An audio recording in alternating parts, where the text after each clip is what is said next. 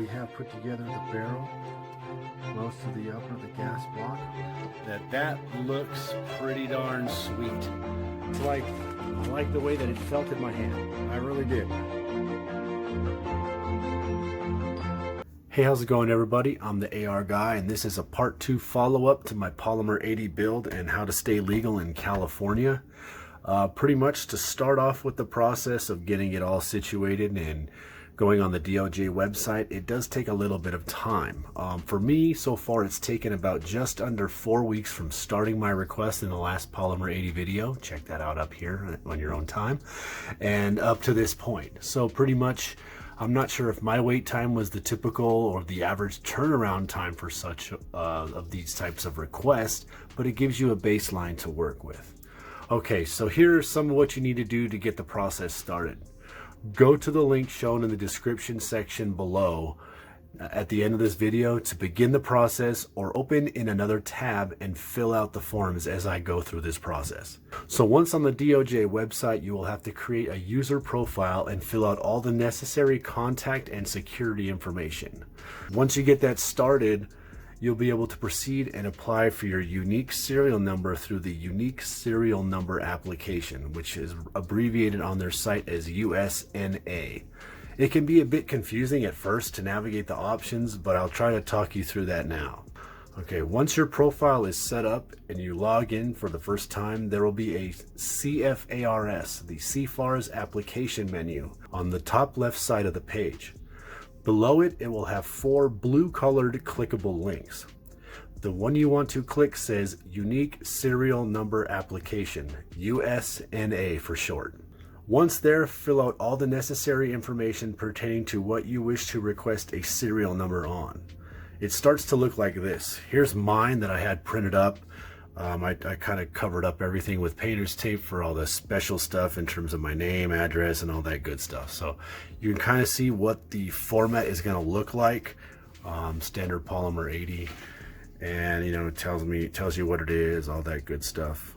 And it's just pretty much the forms that you're going to fill out, and this is your copy you get to keep at the end. So once that's done, you're going to have a few fees to pay. There's a $35 fee and a $19 fee.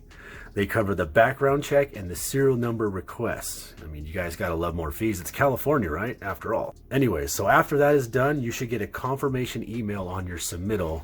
At this point in time, the DOJ takes, anywhere from, I'm guessing, maybe 1 to 2 weeks to run a background check on your information to determine that you're not a prohibited person and that you're eligible to possess firearms as of the date of your application submittal.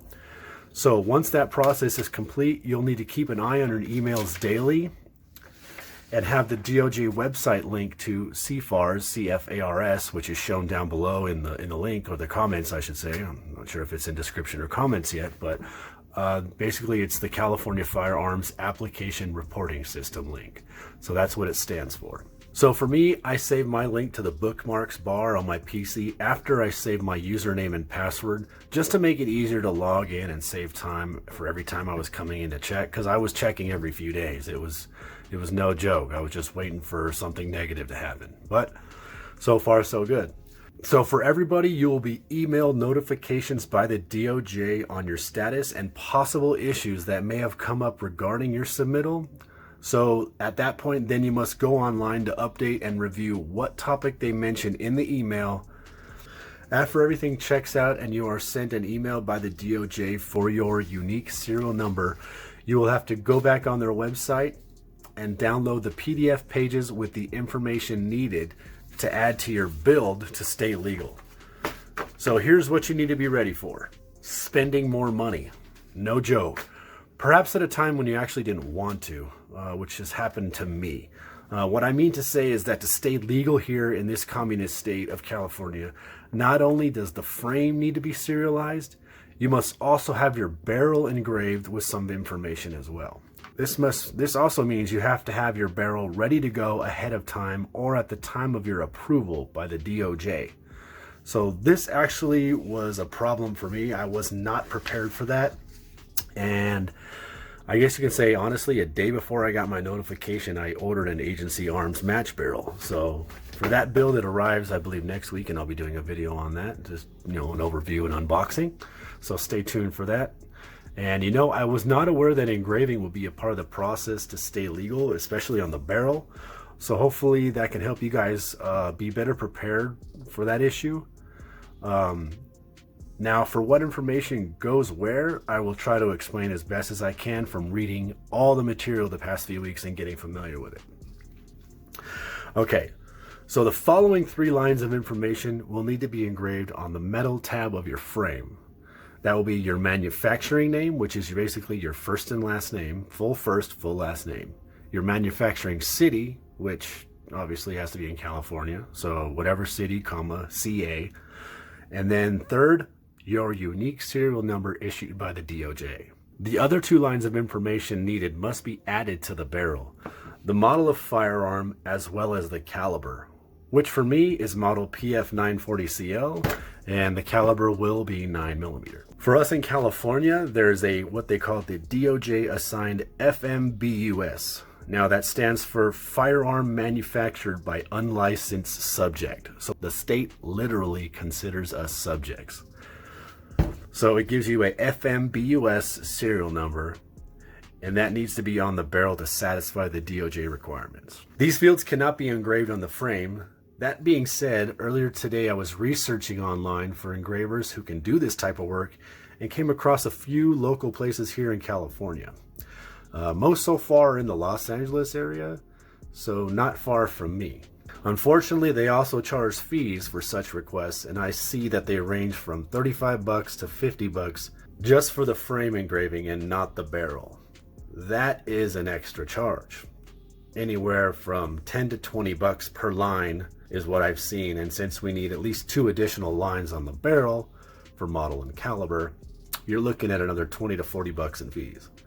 So for the most part, that covers everything up until this point for the process, and in my next video I'll be speaking about what engraving company I went with, the ease or difficulty in getting the work done, and at that point we'll see what other hoops I have to jump through to stay a law-abiding citizen in a state that infringes upon the law of the land daily. So here's also a copy of the approved letter that came back from the DOJ.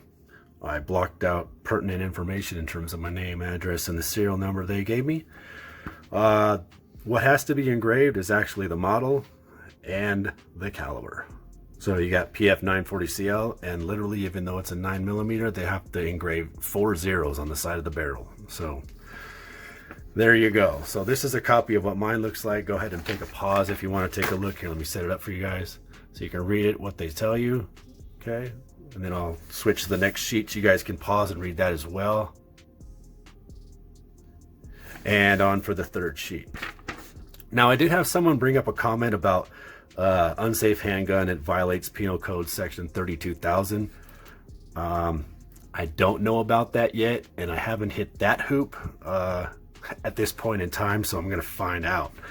What I believe what will happen is everything should be okay, because like I said, everything's going to have Glock Generation 3 parts within it. And that was also before they issued all these micro stamping craziness rules.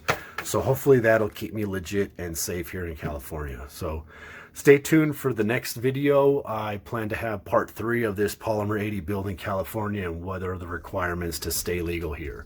I'd probably say after I get my engraver picked out, and I think I'm leaning towards one already. A guy named, I believe his name is Mike. He's from Atomic Engraving, and I think he's in just a little south of Palmdale. So that being said, that's pretty much all I have for this video. Go ahead and check out the videos all around. If you feel like subscribing, go ahead and do that as well.